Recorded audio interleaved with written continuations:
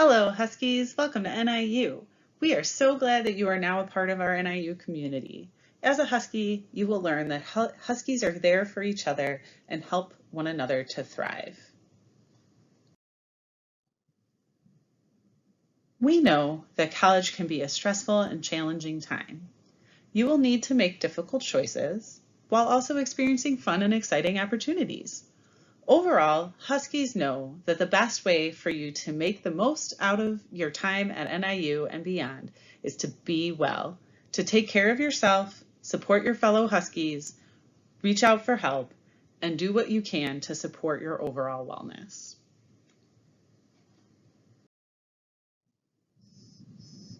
But what is wellness? What does it mean to be well? To be well means to support your wellness. Wellness is an active and self-directed process of trying to achieve your potential. This results in your optimal wellness, meaning every part of you complements each other and helps you to be a more fulfilled, successful, and resilient person.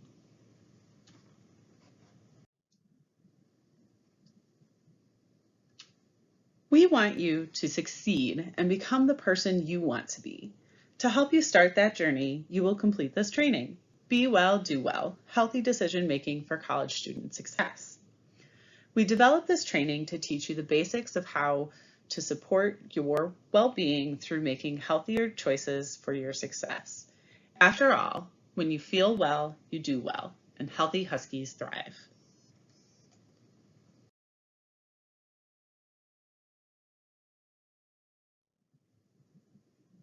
This training is comprised of three main sections. They are as follows: goals and decision making, healthy habits for success, eat well, sleep well, move more, and connect, and healthy decision making for alcohol and drug use. In this first section, we are going to talk about goals and decision making. More specifically, the aim of this section is to reflect on how decisions can help or hinder your success in college. But of course, this is common sense. Any choice we make has an impact on our life. It can be as small as picking what show to watch, or as big as deciding to go to college. The thing is, we don't always consider how our decisions can have long-lasting impacts on our goals in life. It's easy to be aware of those big decisions because they tend to have an immediate and noticeable impact. It's those small decisions that tend to go unnoticed. Let's take a further look with this video.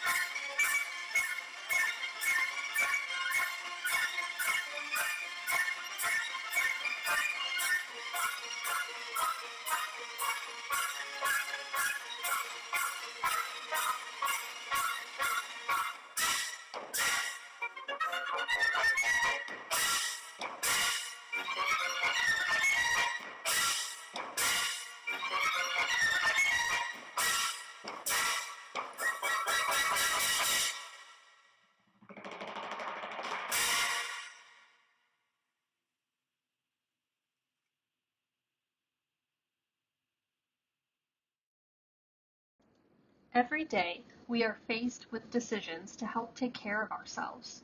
What might seem reasonable and fine in the moment may not help yourself in the long run. It's those innate, spontaneous decisions that start to stack up and, over time, can start to have that long-lasting impact. So why is this important to someone who's just starting college? It's important because when you make choices that help you to be well and live a healthier life, you are more likely to succeed and achieve your goals. We could stress this importance to you all day. Is the value you place on your wellness. It can be difficult to value your health, especially when those unhealthy decisions are easier to make, convenient, and can make us feel great in the moment. For example, it's way more fun to hang out with your friends all night rather than getting sleep for tomorrow's big exam. But the key is to remember that when you make healthier choices for you, you're more likely to achieve your goals. So be well to do well.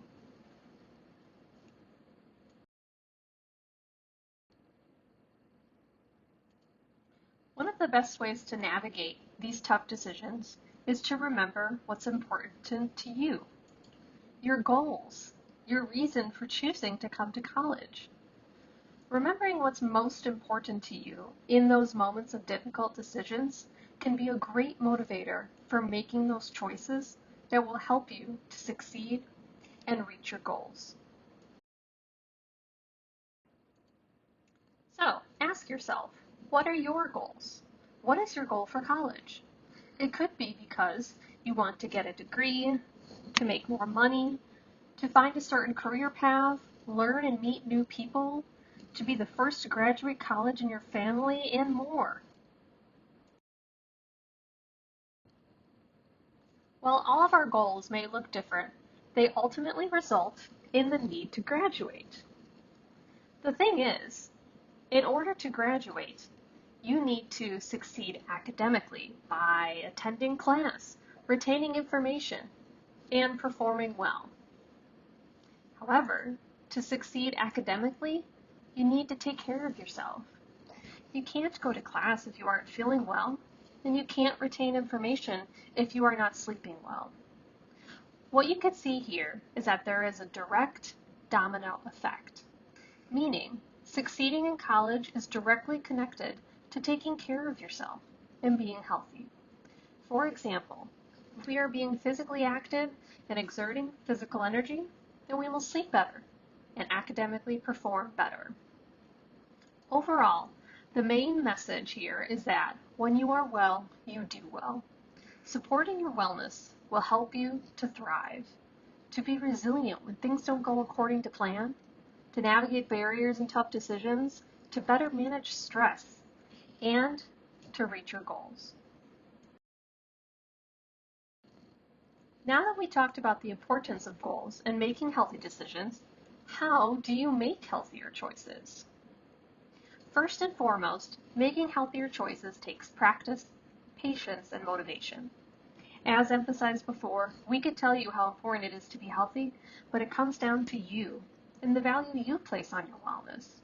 It also takes time and practice to be able to develop healthy habits.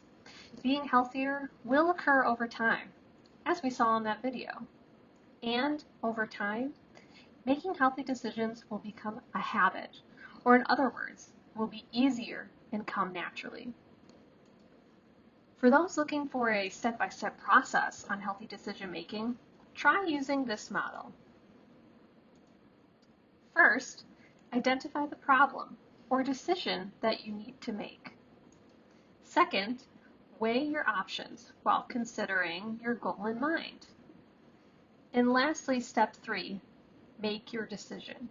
Choose the choice that's going to be best for you and your goal in mind.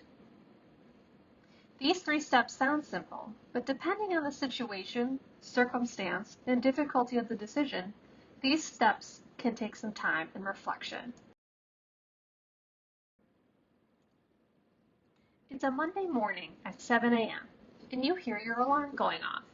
You have class in 1 hour. You are so tired and are ready to hit that snooze button. You think to yourself, I could sleep in for a 15 minutes to walk to class. On the other hand, you remember, I have classes back to back all day and won't be able to eat lunch until 1 o'clock. If I don't get up to eat or at least pack a snack, I'm going to be so hungry.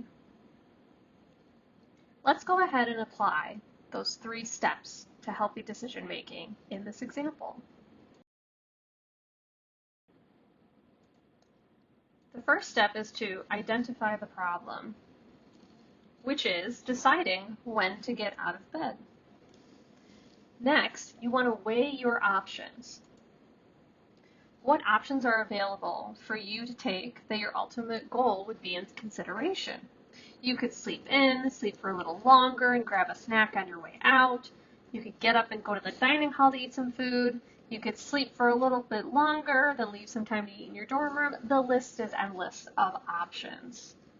And since there are many options in this scenario, what is going to be the best for you? The key is to weigh the pros and cons and select which option will be best for your goal. In this instance, it sounds like getting up and eating will help you to feel more energized and ready to take on the day. This will ultimately help you succeed in your classes. On the other hand, maybe you rarely sleep in, so sleeping in once in a while won't have a big impact on your overall wellness. So, what would you choose? What options would be best for you and your goal?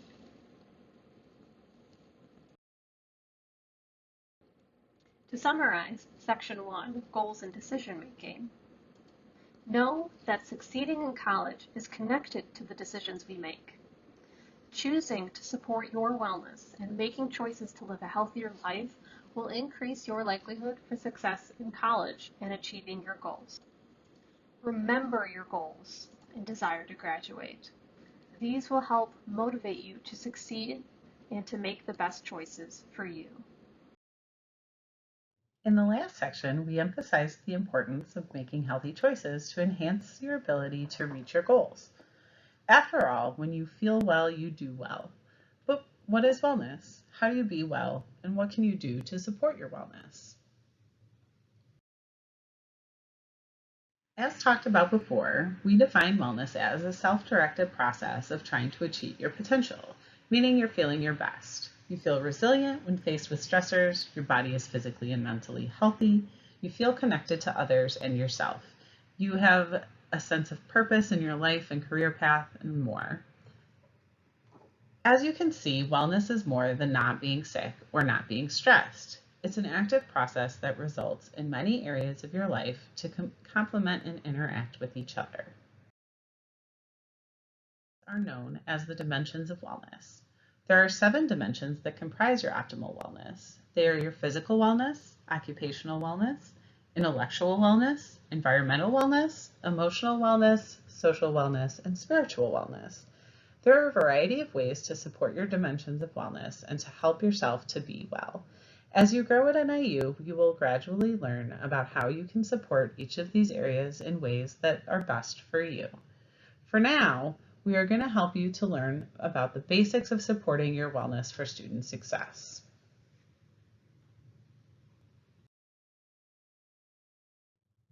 What are the basics? Our wellness basics are known as the 4 healthy habits to success. They are as follows: eat well, sleep better, move more, and connect.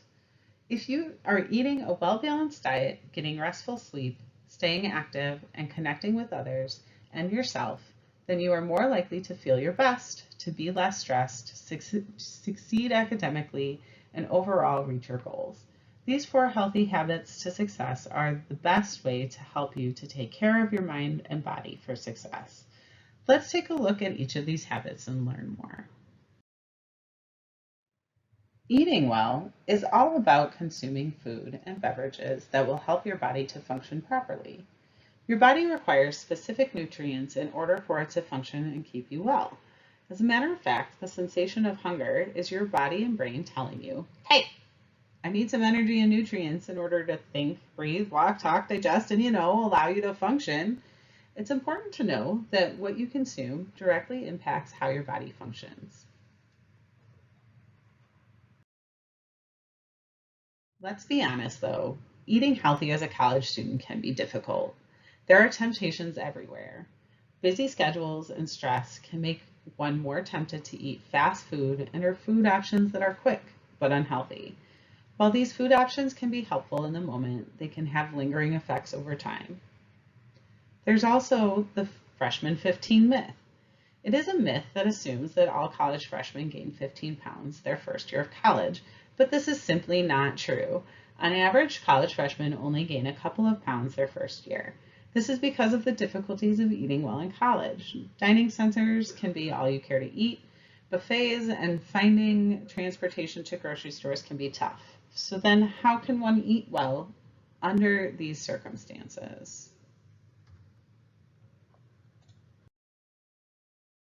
Ways to eat well in college. First, strive for a healthy, well-balanced diet. As we talked about before, our body needs a specific amount of nutrients to function at its best. This is why it's important to vary your meals, eat plenty of fruits and vegetables, limit sugary and caffeinated beverages, etc. If you're only eating sugary or high-fat foods, you're more likely to feel sluggish and not your best. Give yourself the nutrients your body needs to feel its best.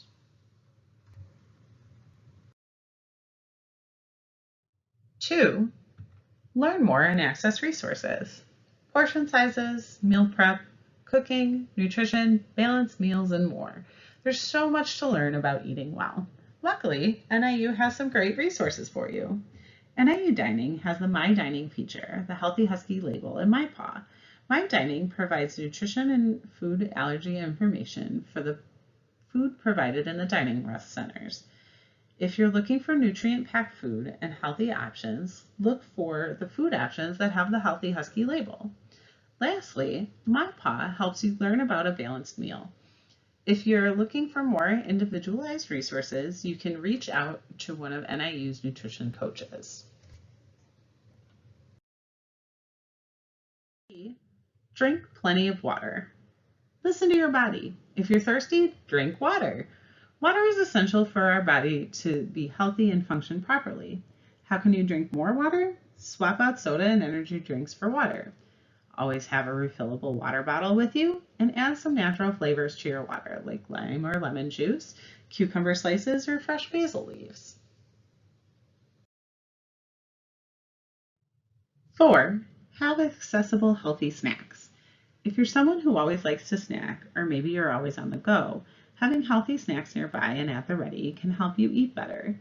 Try some of these options: baked or popped crackers, nuts, apples, pears, green or red pepper sticks, popcorn, snap peas, or celery. For more flavor, pair these snacks with low-fat or soy cheese, low-fat cream cheese, peanut butter, or hummus.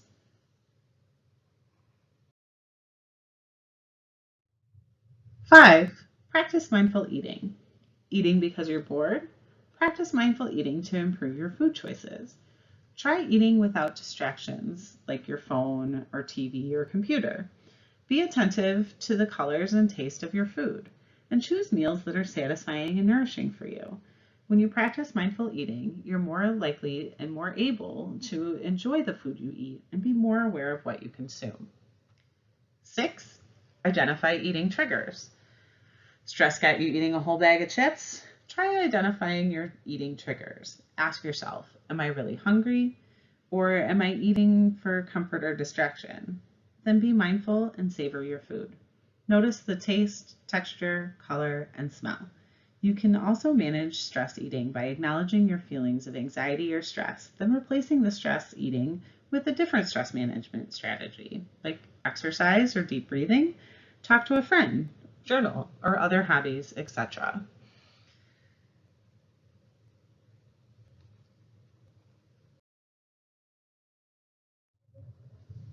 Eating well is possible as a college student. While navigating your busy schedule, finding healthy food options, and managing stress create barriers to eating well, you have the tools and resources for success. Remember, when you feel well, you do well. So, when you eat well and fuel your body with nutrients it needs, you're more able to manage stress, focus and learn, have energy, and reach your goals.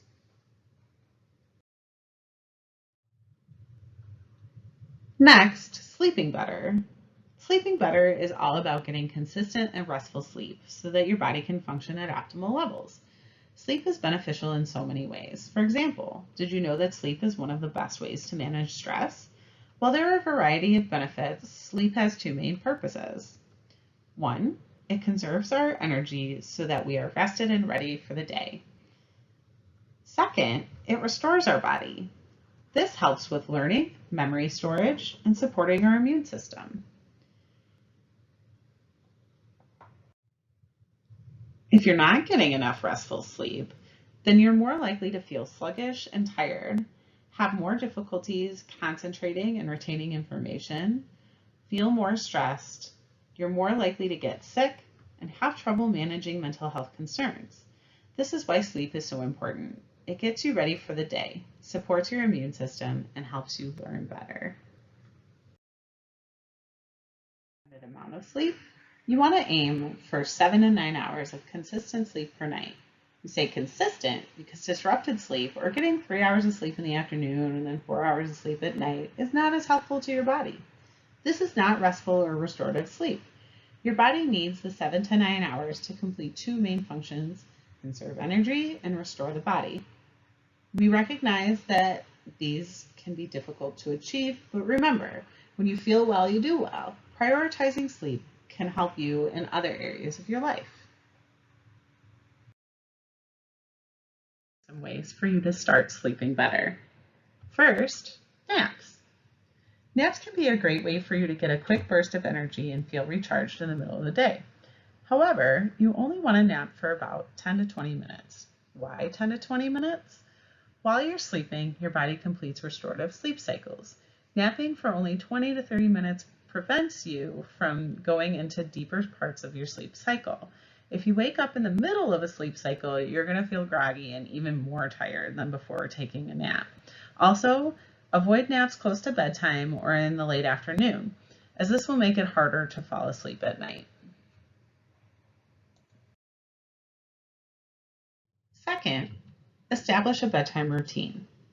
Creating a routine will help your body to know when it's time to go to sleep. It's a signal to your body to start feeling sleepy, thus making it easier for you to fall asleep each night. So try to do the same thing to wind down. For example, at 9 p.m. you take a shower, by 10 p.m. you're in bed and start to wind down, then it's lights out by 10:30, time for sleep. Third, determine your ideal sleep environment.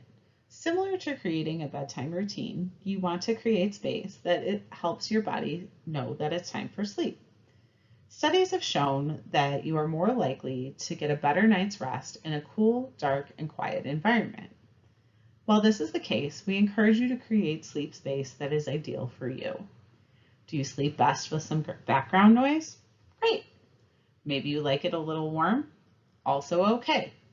The important part is knowing your body and knowing what's going to work best for you to get a restful sleep. Fourth, if you can't fall asleep, try these tips. Get up and do a quiet activity. Do some yoga or stretching, color or draw, read a book. Maybe get up and walk around for a moment and lay back down.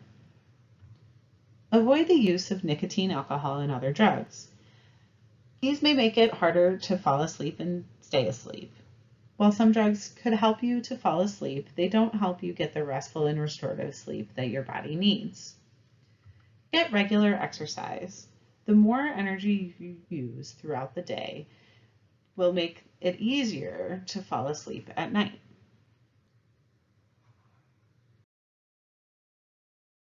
Getting consistent sleep will help you to feel energized and more able to take on the day. You'll be able to better manage stress, do the things you want to do, and you'll be more likely to succeed academically. Prioritize sleeping better so that you can feel well, do well, and thrive.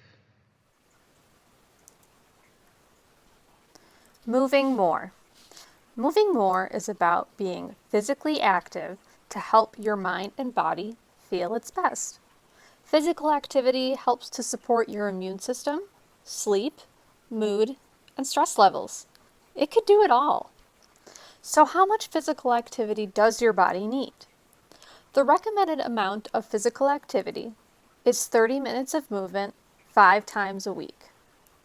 There are so many ways that you can achieve this. You could go to the rec center, do group fitness, yoga, play a sport, lift weights, run, etc. You could also walk or ride your bike to class, go for walks when you can, take the longer route to class, and so much more.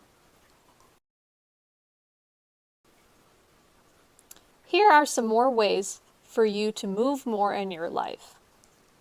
Number 1, just do it. Yes, just do it. Getting started is the hardest part, but once you do, moving more and being active becomes a lot easier. Start at your own pace, but just get started.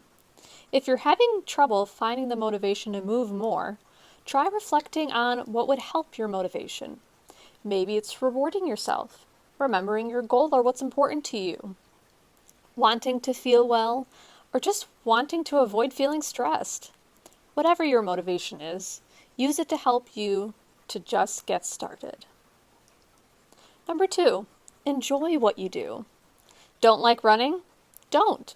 Do something that won't feel like work to you. Try getting social and being with others while working out or moving more. Invite friends and family. Join a fitness class, group, or organization. Create a group goal together. Help motivate each other. Dance, play a sport, etc. The more enjoyable you are able to make working out, the more it won't feel like work or a burden.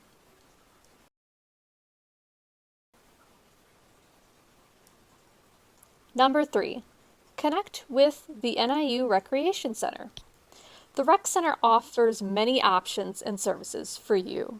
Group fitness, personal trainers, an indoor track, sport clubs and intramurals, fitness equipment, free weights, outdoor adventures, and so much more. The rec can be a great place to meet new people, learn more about being physically active, and having fun.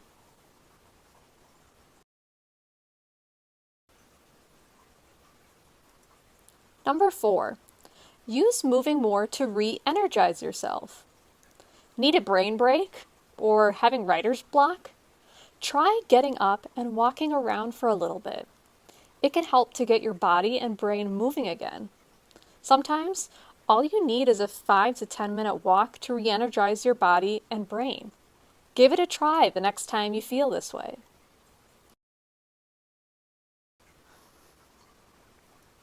Engaging in physical activity and moving more in your daily life will help you to feel well and do your best. Even if exercising or playing a sport is not your thing, you could still find a variety of ways to move more.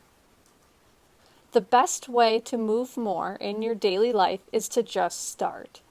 Discover what physical activity you enjoy, work out with friends, and start feeling more energized today.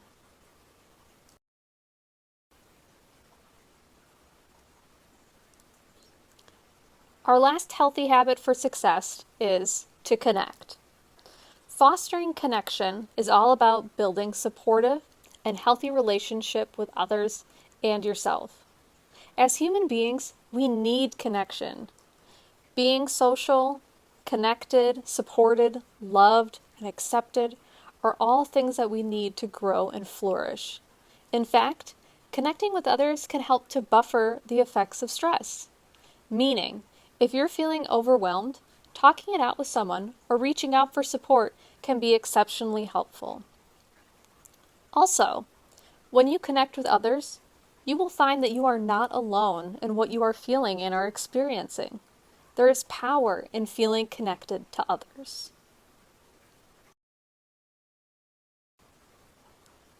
Here are some more ways for you to be more connected in your life. Number 1, talk to others and meet new people. Find people who have similar interests as you. Join a student organization. Look on NIU's event calendar for events to meet others. Get to know your peers or roommates, and more. Meeting people for the first time can be uncomfortable and a bit awkward, but once you find your people, it will be well worth it. Number 2, join an organization. Being a part of a group can be a great way to meet new people, feel connected, and have fun. NIU has a multitude of student organizations, fraternities, sororities, sport clubs, and intramural activities for you to join. Check out Husky Link to explore all of NIU's student organizations.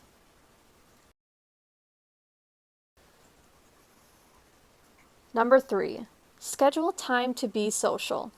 Be intentional about hanging out with your friends or connecting with other supports, like your family, mentors, mental health professionals, etc. Setting aside time to have fun, talk with others, and feel accepted can make all the difference in the world. Number 4, get creative virtually. Try Jackbox, Twitch streaming, online gaming, virtual museum tours, watch parties, and more. There are so many ways you could get creative with connecting with others.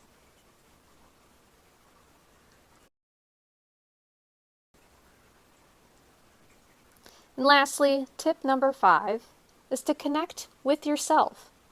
Not only is it important to connect with others, but it is even more important to connect with ourselves.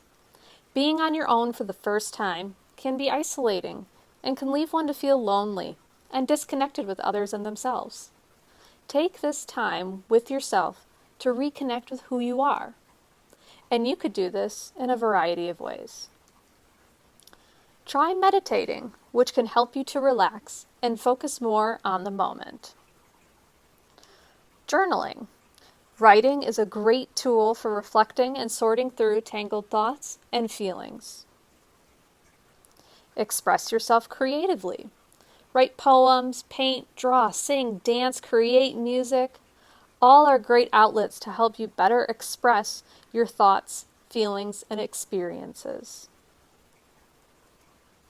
Identify your goals and values. When was the last time you thought about your dreams, your likes, your dislikes, and what's important to you? Try writing these down, or maybe creating a vision board to help you to further reconnect with yourself.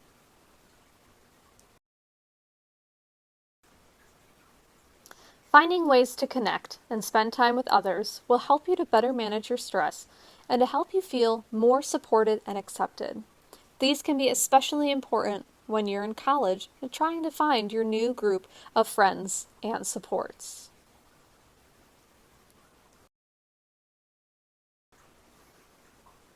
Know that we all feel lonely and isolated from time to time, and that's okay.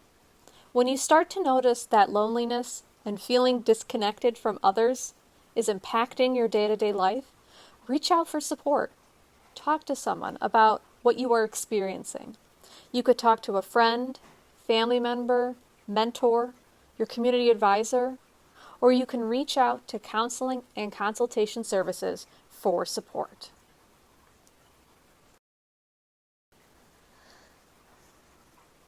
Our last tip for you is something we'd like you to try the next time you are stressed or not feeling well. When this occurs, we want you to ask yourself, have I eaten well today? If not, go eat a balanced meal, drink some water, or make a healthy snack. Am I well rested? Did I get enough sleep last night? If not, maybe take a 20 to 30 minute nap or prioritize going to bed on time. Having trouble getting to sleep? Use some of those sleep tips we talked about to set up a sleep routine. Did I move today? Have I been physically active? If not, go on a walk or get outside. Even if it is just for 5 minutes, it can make all the difference. Have I talked to my supports recently? When was the last time I hung out with my friends? Or talked with those who support me? If it's been a while, schedule some time to connect with those people. And lastly, do I feel connected to myself? Have I connected with myself recently? If you're feeling disconnected from yourself, take some time to pause, notice, and acknowledge any thoughts or feelings you may be having. If you're feeling stressed, take a moment to notice what emotions and feelings you may be experiencing. Acknowledging that you are experiencing and sometimes just saying it out loud can be so helpful. You can also try having a moment of mindfulness or meditation to reconnect.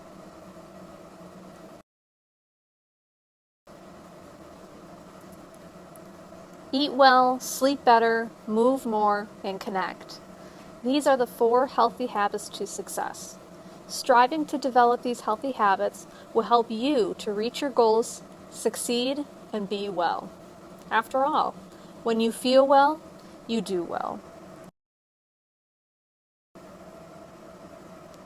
We know that college can be overwhelming, and that you may feel like you don't have time to eat a healthy meal, get a good night's sleep, find time to work out, and schedule time with friends.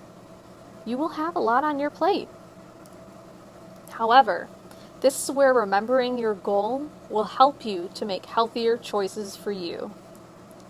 Eating well, sleeping better, moving more, and connecting can all help you to feel less stressed. So, invest your time in developing the 4 healthy habits to success. Section 3. Healthy decision making for alcohol and drug use.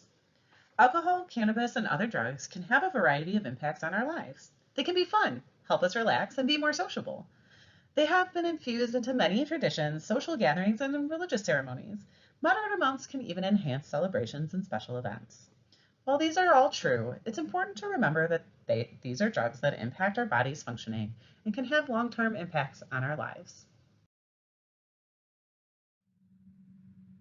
While you decided to go to college to graduate and reach your goals, we know that college can also be a time to explore and experience new things. Perhaps like trying alcohol or cannabis for the first time, or in a new way. It can be difficult to navigate making healthier and safer choices in those moments. Peer pressure, the fear of missing out, society's expectations, and more can make it difficult to make these decisions. These are some very real barriers, but we know you can overcome these difficulties. How, you might ask? Understanding how the drugs affect your body, being aware of what influences your choices with drugs or alcohol, and knowing how to be safer when using drugs, or how you can improve your ability to make healthier choices. There will be 3 main areas we will focus on in this section. Let's get started by learning about how alcohol impacts the body. As we begin the next section, I'd like to draw your attention to the bottom of the screen. Over the next several slides, we'll be talking about 2 substances, alcohol and cannabis.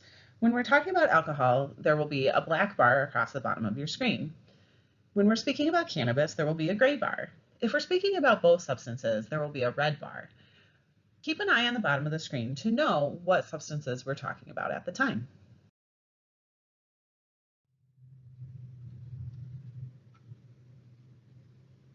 Talking about alcohol, we need to start with BAC, which is the blood alcohol concentration. This is the measurement of the percent of alcohol in your bloodstream. The reason we want to know this is because it can be a measure of the physiological and behavioral effects of the alcohol. What factors may affect someone's BAC? There are some personal factors such as your stomach contents, your weight, gender, other drugs in your system at the time, your general mood. There are also some consumption factors. These are things like how quickly you drank something, how long were you drinking, is there carbonation, how much did you drink, and what was the potency or the percentage of alcohol by volume. A standard drink is a standard amount of alcohol in a beverage. For beer, 12 ounces is one standard drink. For malt liquor or some wine coolers or other things that are about 7% alcohol is about 8.5 ounces for one standard drink. Wine is typically between 4 to 5 ounces for one standard drink. And spirits such as gin, rum, tequila, vodka, whiskey, other hard alcohol is typically 1.5 ounces for an 80 proof liquor, which is about 40% alcohol by volume. All of these in that one standard drink category have the same amount of alcohol in them, and that equals one standard drink. Now let's explore different levels of intoxication at different BACs. Starting with our feeling scale on the left, we have buzz to drunk, where buzzed are those more euphoric feelings and drunk are the more impaired feelings that come with alcohol. There's a cultural myth that says the more you drink, the better you feel, the more awesome everything gets. The fact that more is better. This isn't actually the case. People believe that if they have one drink and feel good, they can have a second drink to feel great. Reality is often more like this, where you have those positive effects of the alcohol between a 0.01 to a 0.05, and then the more impaired feelings from alcohol past that level. Specifically, between a 0.01 to a 0.08, you'll be experiencing some of those positive effects: slight relaxation, good mood, warmth, and being more social. Past that level, 0.05 to a 0.08, there is still relaxation and good mood and potentially some lowered alertness, impaired judgment, some motor impairment. Moving past that level, around a 0.15 and above, there's loss of muscle control, lowered alertness, impaired judgment, difficulty standing and walking, passing out, slowed reaction times, and potentially blurred vision. At that 0.25 level and above, this is when someone may become unconscious, they have loss of motor function, they're severely impaired, they have a slowed heart rate and breathing rate, uncontrollable urination, slurred speech, coma, and possible death.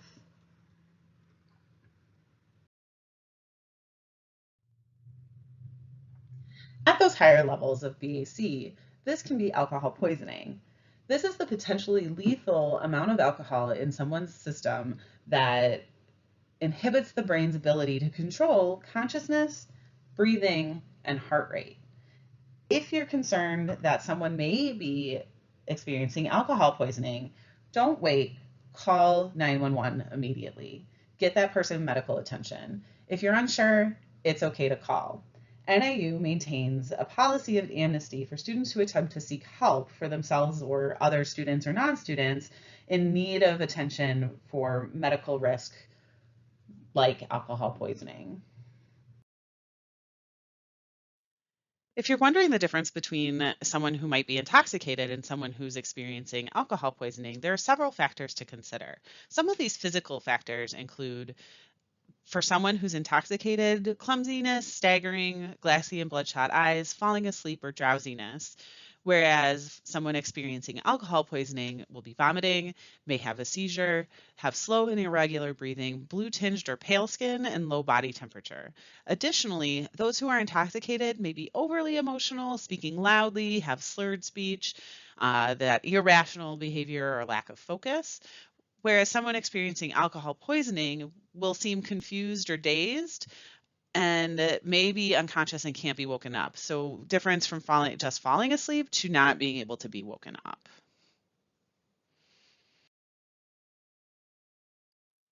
Next, let's talk about how someone recovers from alcohol impairment. Time. Time is the only way to sober up. Exercise, caffeine, other stimulants, cold showers, special concoctions, all of those things don't help. They may make the person feel alert and okay. However, the impairment is still present.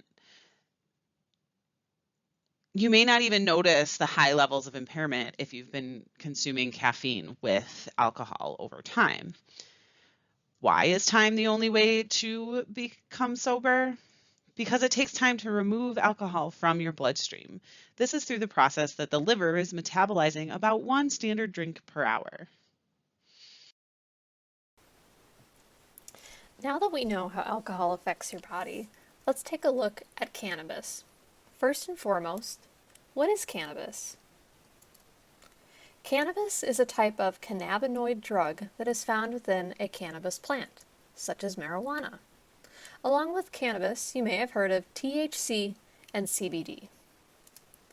There are two well-known cannabinoids or chemicals that are found within cannabis: delta-9 tetrahydrocannabinol, or THC, and cannabidiol, or CBD. THC is a chemical that produces psychoactive effects. This is what creates that high feeling when you use cannabis. Then there's CBD. CBD produces an opposite effect of THC. It creates an anti-psychoactive effect, so more calming feelings. Cannabis can be used in a variety of ways. We'll be talking about 4 main methods: smoking, vaping, dabbing, and digesting, meaning that you are eating or drinking cannabis. First, let's talk about smoking. Smoking cannabis is when the bud from a marijuana plant is burned and then the smoke is inhaled through a joint, pipe, or blunt. When using cannabis, you always want to be mindful of how much THC is within the cannabis you are using. THC levels indicate how strong or potent the cannabis is. This is similar to percent alcohol with alcoholic beverages. When smoking cannabis, most contain about 1 to 20% THC. Again, this range varies. Besides THC levels, you always want to know how soon you are going to feel the effects of the THC. When smoking cannabis, you will feel the effects within seconds to minutes, and the effects can last up to 6 hours. Similar to alcohol, THC can stay in your body for a while because of how long it takes your body to remove THC from your system. The more you consume, the longer it stays in your system, and the longer it takes to be removed. Vaping.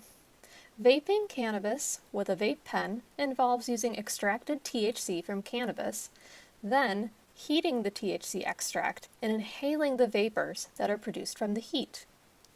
THC extracts can be potent or strong. Most contain THC levels at 15 to 30%. And you will feel the effects from seconds to minutes. When smoking or vaping, the reason you feel the effects quickly is because the THC is entering your body through your lungs. Thus, THC has a quicker entry to your bloodstream. When compared to alcohol, the alcohol enters your body through your stomach. Once alcohol is in your stomach, it has to be digested before it reaches your bloodstream, and then you start to feel the effects. Dabbing. Dabbing is similar to vaping in that THC extract is heated and the vapors are inhaled. The difference is that dabbing involves stronger THC extracts and are usually thick, waxy, and highly potent. As you can see, dabbing uses the highest THC levels at 70 to 90%. And since you are vaping, the THC enters your lungs and will take seconds to minutes to feel the effects. Lastly, let's talk about eating or drinking cannabis, such as consuming edibles. In this method, THC extract from cannabis is added to food or drinks and then digested. The amount of THC levels in edibles will vary. You'll also notice that THC levels in edibles are not measured in a percent, but rather in milligrams per dose. The standard dosing amount for edibles is 10 milligrams per dose. It's important to note that edibles have a delayed onset of effects. meaning you won't feel the effects of the THC from an edible until about 90 minutes to even 4 hours after you ate or consumed the edible. Some people will eat a large amount of edibles right away because they don't feel the effects. It's not until much later that they realize they ate too much because they are experiencing a very strong high. So why is there a delay? Because it takes a while for your body to digest an edible and move the THC into the bloodstream. The effects of edibles can last up to 8 hours and can last longer than expected, depending on the amount consumed, the last food that you ate, and other drugs used at the same time.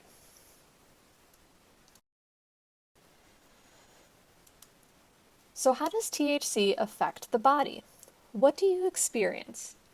Let's first look at what happens when it first enters your body.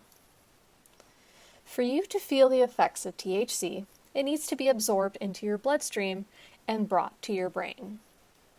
When smoking or vaping, the THC will enter the lungs and get absorbed into the bloodstream. The blood will then carry the THC to the brain and it will spread it throughout the body. When you eat an edible, it first gets digested into your stomach and gets absorbed into the bloodstream. This takes much longer than smoking or vaping. Once your blood brings the THC to your brain, the THC interferes and alters healthy communication within the brain and the communication with the rest of your body. This could then affect emotions, movement, learning, memory, and decision making. Additionally, using cannabis frequently and or on a daily basis can physically change how your brain functions. This can lead to substance use disorder or other mental illnesses.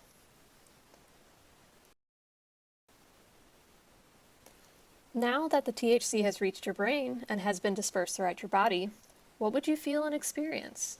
There are 3 main effects, which are euphoria-like sensations, your senses being altered, and your brain function being impaired. The euphoria sensation is the high. People report feeling relaxed, more sociable, and filled with excitement and laughter. You could also experience altered sensations, such as vision changes, seeing brighter colors, and having an altered sense of time. Lastly, and just like alcohol, you will be impaired. Your physical coordination will be off. Your short-term memory can also be impacted. Your ability to think, problem solve, and make sound judgments will be altered.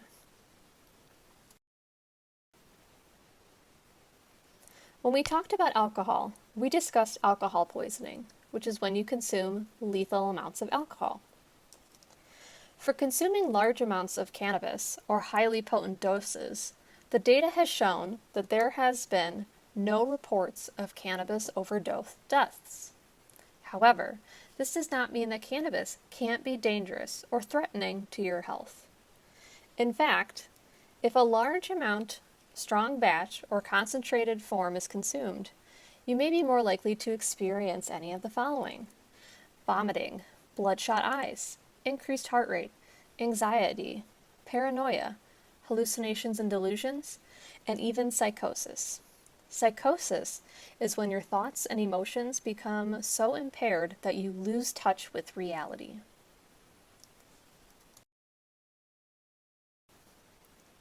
Similar to alcohol, there are a variety of factors that will influence how you experience cannabis. Some personal factors include if you've eaten anything and your weight, which could affect how quickly THC moves through your body.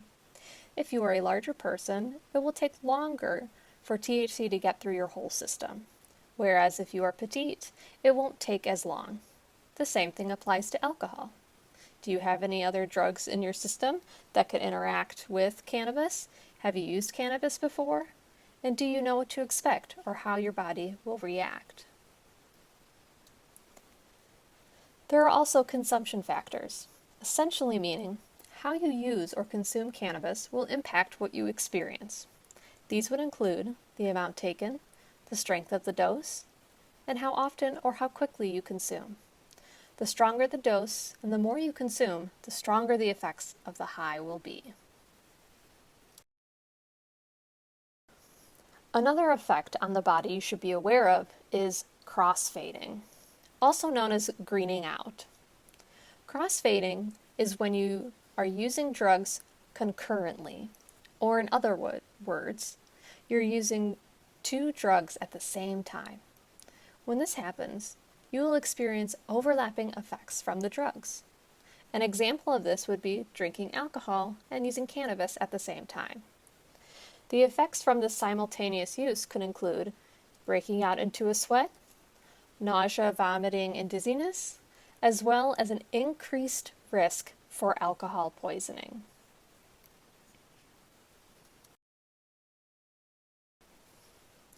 Now we are going to talk about some other health effects that you may experience. The health effects that we are going to discuss can be experienced from alcohol use, cannabis use, and/or using both. The first effect is having lower academic achievement and cognitive impairment. Numerous studies have shown that alcohol use and cannabis use have been associated with lower academic achievement and cognitive impairment. This means that these substances impact the way your brain develops and functions. This leads to impaired thinking, memory, and learning, all of which play a significant role in your academic success. Number 2, higher risk for injury and/or self-harm. Poor reaction time and impaired judgment can set someone up for injury.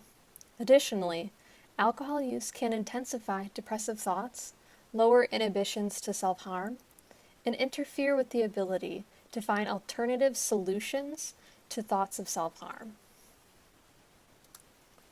There's also the increased risk for drugged driving, or driving under the influence. Drug driving is driving a motorized vehicle while intoxicated by a drug, such as alcohol or cannabis. This is dangerous and potentially lethal. Drugs impact your brain's ability to function. When driving, coordination and concentration are impaired. Tiredness increases. You're unable to decipher distance between cars, reaction time is slower, lane weaving can occur, and more.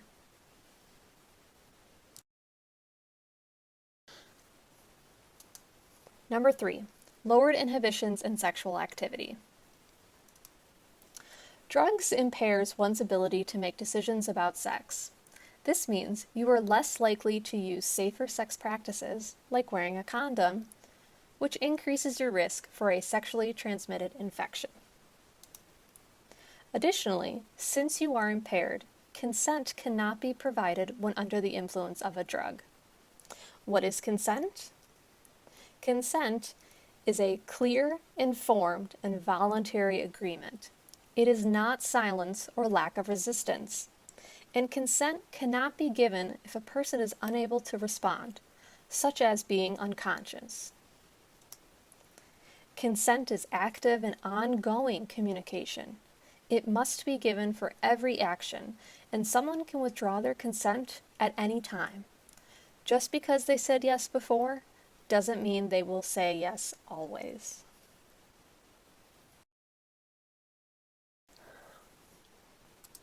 Number 4, mental health concerns. If you have a family history of substance use disorder with alcohol, cannabis, or any other drug, then you are at a greater risk for developing a substance use disorder. With this in mind, it's important to be aware of your family history with substances and how that may affect your use. Self-medication with substances is only a temporary relief. When you're stressed, it could be much easier to use alcohol, cannabis, or other drugs to cope. Some say they even use alcohol or cannabis to self-medicate to manage mental health concerns or daily stressors. The sensations from these drugs can provide relief from stressful thoughts, feelings, and experiences. However, this relief is only temporary and does not actually treat your mental illness or stressor. It is only a temporary band-aid. If you find yourself reaching for alcohol, cannabis, or other drugs for stress or mental health relief, take a moment to consider your coping and emotion regulation skills and consider reaching out for support. Substance use disorder, or addiction, is a mental health disorder where an individual will continue to use a substance despite how their use impairs daily functioning and multiple areas of your life. Your brain and body start to become dependent on that use, thus making it exceptionally difficult to stop using. Luckily, there are a variety of supports, resources, support groups, treatment centers, and mental health professionals who are able to help those who suffer from a substance use disorder. Furthermore, it's important to note that currently there is no evidence to support the therapeutic benefit of cannabis use.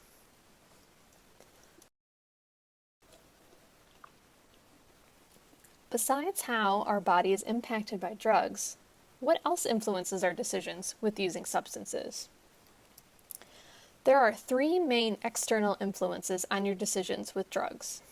They are social influences, the media and marketing, laws and policies, and a fourth one to note is your goals. As we talked about in the beginning of this training, your goals can be a big influence on your decisions, even your choices with substances. Let's look at each of the other external influences.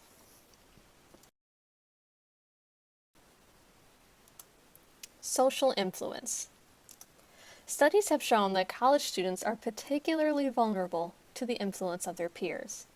Meaning, if your peers are doing something, then you are more likely to do the same thing. For example, many people believe that college students drink a lot and all the time. Those who believe this are more likely to have the expectation that, as a college student, they need to drink a lot and often. However, according to student surveys, this belief is incorrect. From these survey results, you will see that about 65% of students have drank alcohol in the last 3 months, and about 75% drank 4 or fewer alcoholic beverages when they last drank.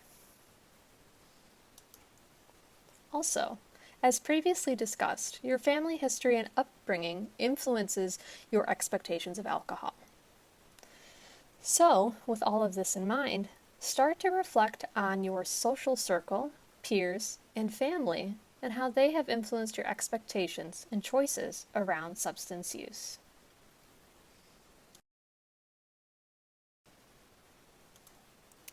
The media and marketing can greatly influence our expectations of substances.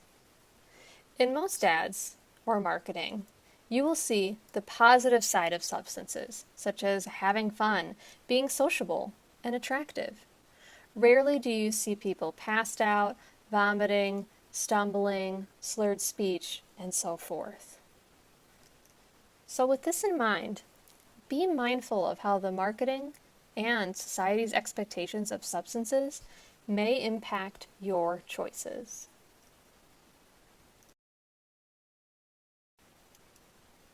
And lastly, laws and policies. We will start with identifying some important laws and campus policies for alcohol, and then we will talk about cannabis. First and foremost, the drinking age in Illinois is 21. This means you must be 21 to purchase, possess, and consume alcohol, and it's illegal to use false identification. A DUI, or driving under the influence, will be issued if your BAC is 0.08 or higher. This means if you are 21 or older and your BAC is 0.08 or higher, you will be issued a DUI. If you are under the age of 21 and you have any alcohol in your system, then you will be issued a DUI. Here are some NIU student conduct policies regarding alcohol that you should be aware of. Breaking any of these policies will result in a variety of sanctions. Sanctions can include counseling, fines, parent or guardian notification, probations, and possible suspension from the university. These policies are providing alcohol to a person younger than 21 years of age by any student, consuming alcohol by any student with a person younger than 21 years of age, including but not limited to, in the same residence hall room, and possessing or consuming alcohol by any student who is less than 21 years of age. We also want you to be aware of NIU's amnesty policy. Amnesty is a pardon for legal offenses. This means that if you attempt to seek help for yourself and or other students or non-students that are in need of medical attention due to alcohol or drug use, you will not get in trouble. So, if you are at a party and notice someone's experiencing alcohol poisoning, get help right away. You will not get in trouble with the law. We encourage you to help others who are in trouble and are in need of emergency assistance.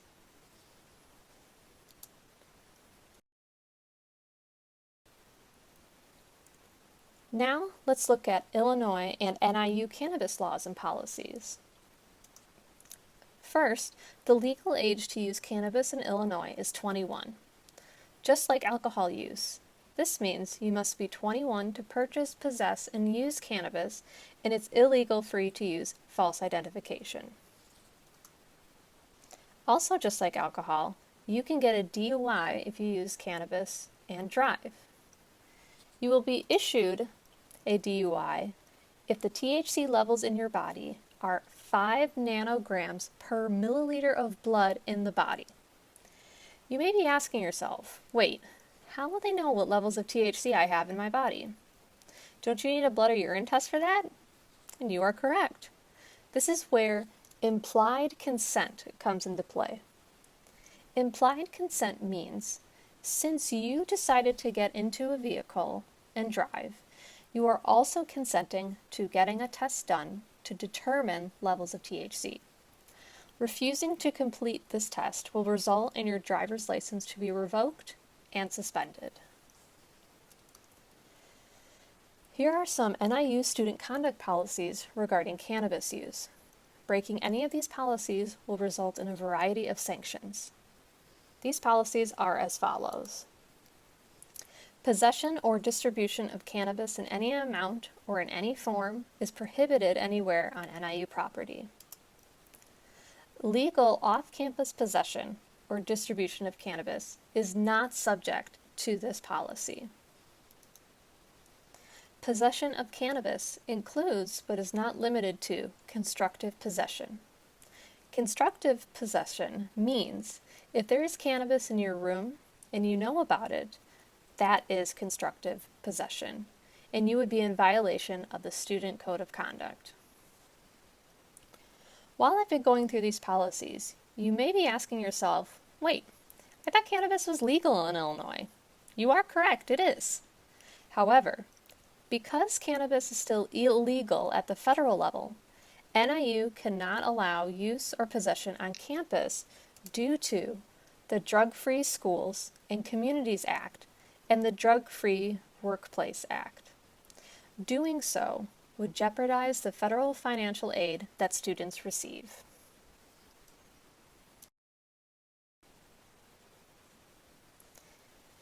In this last section, we are going to discuss how you could be safer if you do choose to use.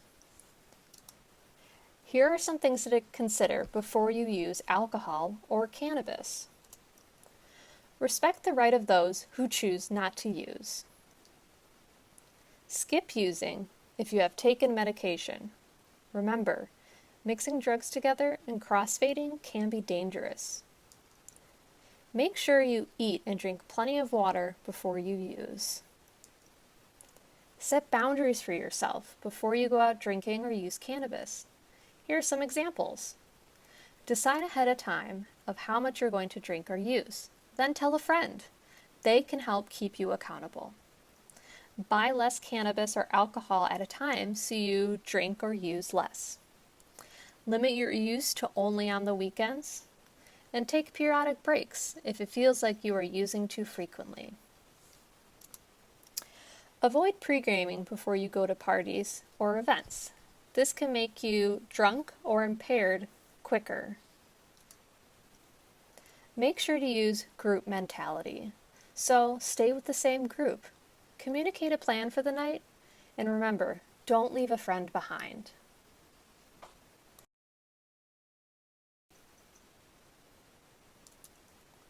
Here are some safer tips to try when you are using alcohol.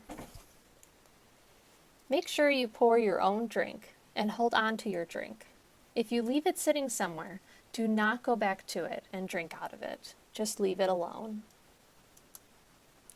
Even if you ate before you started drinking, make sure you eat while drinking.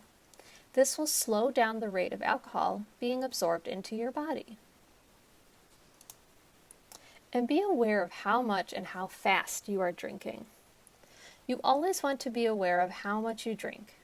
You could do so by keeping a tally on your hand, or even keeping bottle caps in your pocket.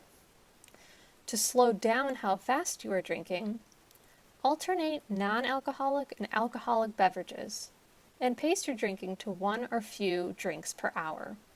Remember, the liver can only metabolize 1 standard drink per hour.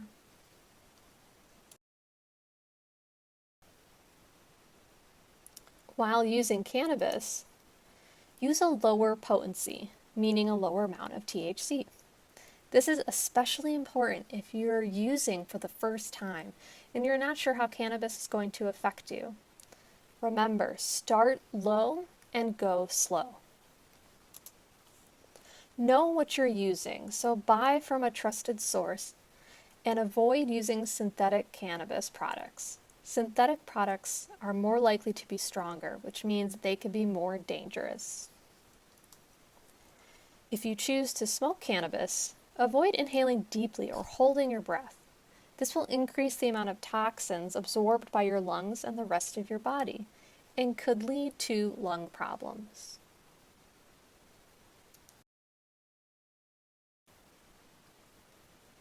Here are some safer tips that can apply to both alcohol and cannabis use. Have a friend let you know when you've had enough to help you keep those boundaries you talked about before. Avoid mixing drugs together. For example, mixing energy drinks and caffeine with alcohol can be dangerous because the caffeine can hide the escalating effects of alcohol. So you may not feel like you are impaired, but you actually are. If you feel uncomfortable while using, make sure to have a plan in place for how to get home. Use the buddy system and always trust your feelings. Make sure to use a sober designated driver. You can offer to be the designated driver for the night, or appoint the designated driver to take all the car keys.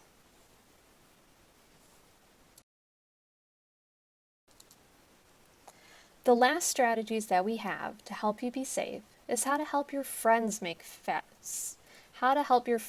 safer choices. First, encourage them to be safe with all the previous tips. Talk to your friends about how to be safe when using or going to a party, and encourage your friends to remove themselves from potentially problematic situations, especially when they are drunk or impaired. If they are drunk or impaired, what should you do? Don't laugh, yell, or provoke the person, or physically restrain them. Do stay calm and remove them from the party environment. Don't try to sober them up or force them to eat. Remember, time is the only way to sober up. Do get them some water to stay hydrated and keep them still and warm. Don't let them drive a motorized vehicle, let them walk around if they're impaired, or leave them alone if they are unconscious. Those can all be dangerous. Do, if they are laying down, turn their head on the side to prevent them from choking if they do vomit or get nauseous. And most importantly, call for medical help if the person is unconscious and showing signs of alcohol poisoning and cannot be woken up.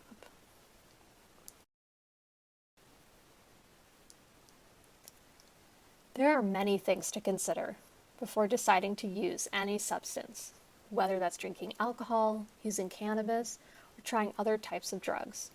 There is a lot to think about. The key is to make the safest and healthiest choices for you. It could be easy in the moment to make an unsafe choice with any substance due to peer pressure, society's expectations, or even stress. Knowing how a drug will affect you, being aware of external influences on your decisions, and knowing how to be safer when using will all help you to make the safest and healthiest choices for you. Remember, when you feel well, you do well. Make choices that are going to help you be well so that you can reach your goals and succeed. College is an exciting journey, full of many experiences and opportunities for you to grow and succeed. We know that students are more likely to succeed in college and beyond when they are well. When you take an active role in your wellness, prioritize your well-being, and recognize that your well-being is connected to your success, you're more likely to succeed. Throughout this training, we covered many topics, all to help give you the tools to be well and succeed. In the first section, we talked about how the choices you make can help or hinder your success. You will be faced with many tough decisions in college. One of the best ways to navigate these decisions is to remember what's important to you, your goals. Your goals can be a motivator for making the safest and healthiest choices for you to be well. After all, when you feel well, you do well. Also, remember these steps for a step-by-step process on healthy decision making. First, identify the problem or decision that needs to be made. Next, weigh your options while considering your goal. And lastly, make your decision. The second section explored how to be well and to take an active role in supporting your well-being by practicing the 4 healthy habits for success. Eat well, sleep better, move more, and connect. Your busy college schedule may make it difficult to find time to eat a healthy meal or get a good night's sleep, finding time to work out, and scheduling time with your friends. However, this is where remembering your goal will help you to make healthier choices for you. Eating well, sleeping better, moving more, and connecting with yourself and others can all help you to feel less stressed. So invest your time in developing the 4 healthy habits for success. In the last section, we discussed healthy decision making for alcohol and drug use. While alcohol, cannabis, and other drugs can have a variety of impacts on our lives, it's important to remember that these are drugs that impact our body's functioning. They can have long-term impacts on our lives and also hinder your ability to reach your goals. It can be easy in the moment to make a less safe choice with any substance due to peer pressure, society expectations, or even stress. Knowing how a drug will affect you, being aware of external influences on your decision, and knowing how to be safer while using are all ways to help you make the safest and healthiest choice for you. Let's take a moment to apply what you've learned throughout this training. We'll discuss 2 scenarios and encourage you to reflect on how you would respond and what choices you would make. Here's our first scenario. You have a very busy week coming up. You're feeling stressed and you know it's going to take a lot of hard work and focus to get it all done. You have a test this week and 2 additional assignments to finish. Your student organization has a meeting on Monday to prepare for a social event later in the week. As you prepare for the week ahead, what are you considering when making decisions for your health and academics? Here are some things to consider. What will your sleep schedule look like?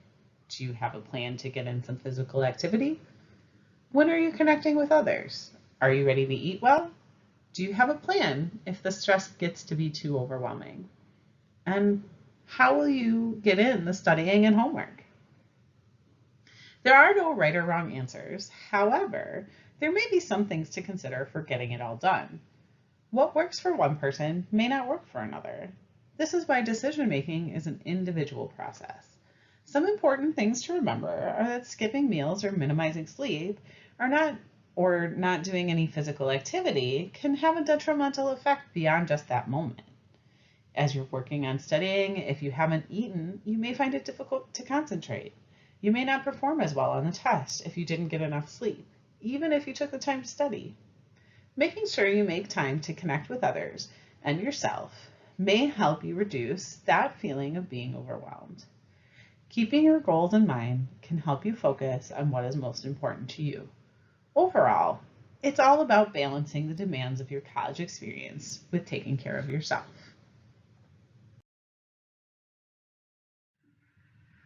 Scenario 2. The busy week is finally over. A new friend you met at Thursday's social event has asked if you want to go to a party at their place this Saturday night. They let you know there's going to be jungle juice and weed at the party. Now let's think about what decisions need to be made to have the best time this weekend. What are you considering before and during the party? Maybe these things. Are you even going to the party? Are you going with other people that you know?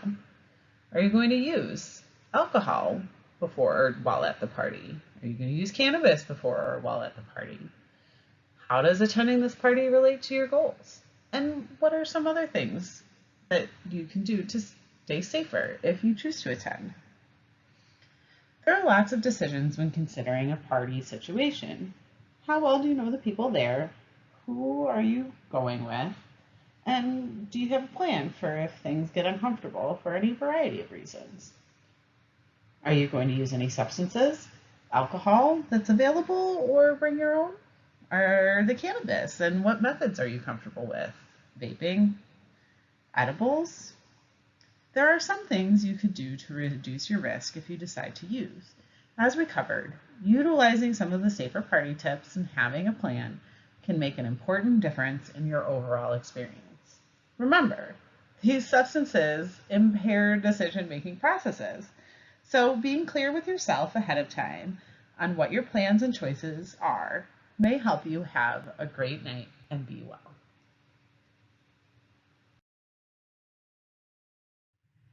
Here are a few resources available to you as an NIU student. Counseling and Consultation Services provides free counseling for students. Student Wellness provides opportunities for educational information and the opportunity to become a peer educator with us. We offer presentations on all of the topics you saw today and many more. Mission Wellness is an online resource where you can learn more about many dimensions of wellness. Campus Dining provides the resources we shared earlier from their website, as well as nutrition coaching.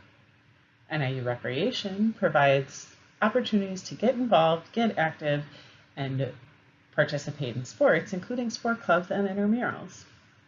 The Center for Student Assistance is your one-stop shop for any questions on your student experience. The Multicultural Resource Centers are available for all diverse needs of our students. Academic advising is a great opportunity to get connected and learn more about your academic journey here.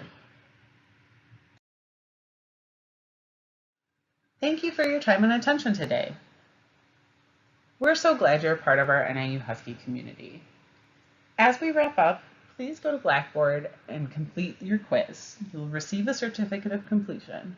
And then you're done! Congratulations and welcome to the Husky family.